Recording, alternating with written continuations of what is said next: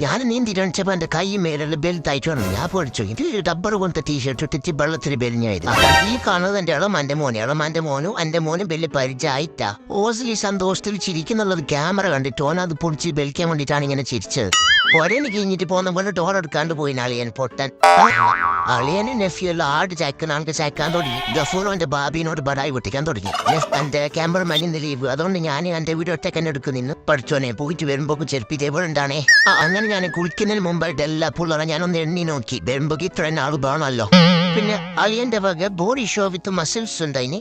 ഞാൻ നെട്ടിയത് നെഫിന്റെ മസിൽ കണ്ടിട്ട് അവളെ എക്സ്പ്രഷൻ കണ്ടിട്ട് ഫസ്റ്റ് മുങ്ങിച്ചാന്ന് നെഫീന. ഓഹോ ഞാനൊരു നരൻ. ആ പാട്ട് മനസ്സിൽ വിചാരിച്ച് ഞാൻ രക്ഷിച്ച്. ആകെ ഇത്ര വെള്ളം ഉണ്ടായിനത്. പിന്നീട് മുങ്ങിച്ചാന്ന് ടാബിൾ കുറെ പൈസ കുറയ്ക്കണ്ട. എന്താ ഇത് എന്തോ ആയിട്ട് ഫുഡുമ്പോ മുണ്ടുമ്പോ ഫുഡാങ്ങാലോ.